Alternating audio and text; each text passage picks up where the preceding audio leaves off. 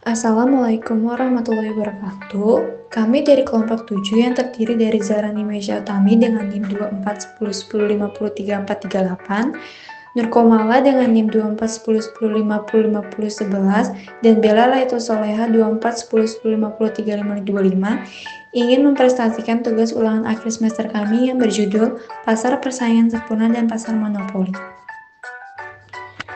Pengertian pasar persaingan sempurna dan pasar monopoli. Pasar persaingan sempurna adalah model pasar yang paling klasik dan paling sering digunakan dalam analisis ilmu ekonomi. Model ini telah dianggap sebagai teori dan secara luas digunakan untuk meramalkan keadaan ekonomi. Sedangkan pasar monopoli adalah suatu bentuk pasar di mana hanya terdapat satu penjual yang menguasai pasar. Ciri-ciri pasar monopoli. 1. Hanya ada satu produsen yang menguasai penawaran. 2. Tidak ada barang substitusi pengganti yang mirip. 3. Produsen yang memiliki kekuatan menentukan harga. Dan yang keempat, tidak ada penguasa lain yang memasuki pasar tersebut karena ada hambatnya beberapa keunggulan perusahaan. Ciri-ciri pasar persaingan sempurna. 1. Banyaknya pembeli di dalam pasar. Yang kedua, penjual dan pembeli tidak mampu menentukan harga. 3. Penjual dan perusahaan tidak mudah dalam keluar masuk pasar. Keempat, setiap produsen dan penjual menjual barang yang sama. Kelebihan dan kekurangan pasar persaingan sempurna dan pasar monopoli. Kelebihan pasar persaingan sempurna, harga stabil dan efisien karena ditentukan kekuatan permintaan dan penawaran. Banyaknya penjual dan pembeli. Konsumen dan produsen memiliki informasi lengkap tentang harga dan produk. Sedangkan kekurangan pasar persaingan sempurna, tidak ada insentif inovasi, sulit diterapkan secara nyata karena kondisi pasar persaingan sempurna sangat teoritis, dan skala usaha kecil karena tidak ada dominasi pasar. Kelebihan pasar monopoli. Perusahaan monopoli cenderung memiliki keuntungan besar yang bisa digunakan untuk riset dan pengembangan. Bisa menjaga kestabilan harga dan pasokan di pasar. Adapun kekurangan pasar monopoli, harga yang tinggi dan pilihan terbatas, berpotensi melakukan eksploitasi karena perusahaan tanpa pesaing dapat memperlakukan pekerja dengan tidak adil. Perbandingan antara pasar persaingan sempurna dan pasar monopoli. Pasar persaingan sempurna terdapat pembeli dan penjual. Produk yang dijual bersifat homogen dan penjual tidak dapat menentukan harga. Sedangkan pasar monopoli hanya terdapat satu penjual, barang yang dijual bersifat unik dan penjual dapat menentukan harga jualnya. Contoh soal.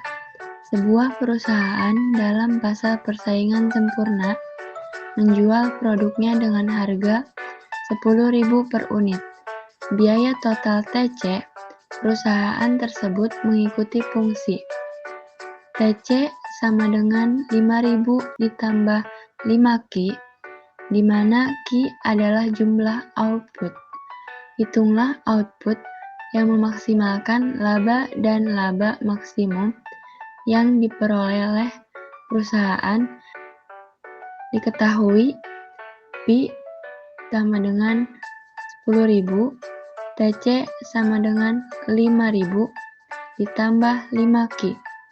TR total revenue sama dengan Pi kali Q sama dengan 10.000 Q. Laba sama dengan TR diambil TC sama dengan 10.000 Q. Diambil 5.000 ditambah 5Q. Pi sama dengan 10.000 Q diambil 5.000 diambil 5Q. 10.000 diambil 5, Q diambil 5.000 sama dengan 9.995 Q.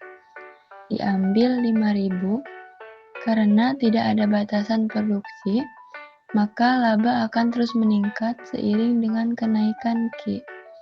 Tapi biasanya laba maksimum terjadi saat MC sama dengan Pi. MC sama dengan D, TC, D, Q sama dengan D, 5.000 ditambah 5Q, D, Q sama dengan 5.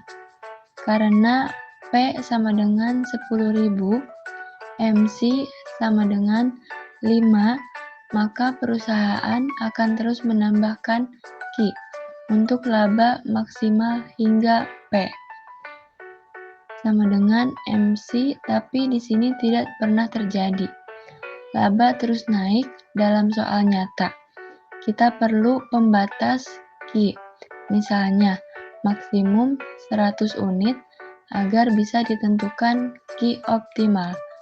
Maka Pi sama dengan 9.995 dikali 10 diambil 5.000 sama dengan 94.950, maka laba maksimum yang dihasilkan perusahaan 94.950.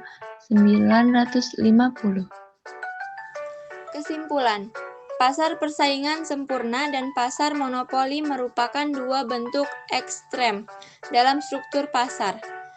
Pasar persaingan sempurna ditandai dengan banyaknya penjual dan pembeli produk yang homogen, serta tidak adanya kekuasaan untuk mengatur harga, sehingga harga ditentukan oleh mekanisme pasar. Sebaliknya, pasar monopoli hanya memiliki satu penjual yang menguasai pasar sepenuhnya, sehingga memiliki kekuasaan untuk menentukan harga dan jumlah barang yang beredar.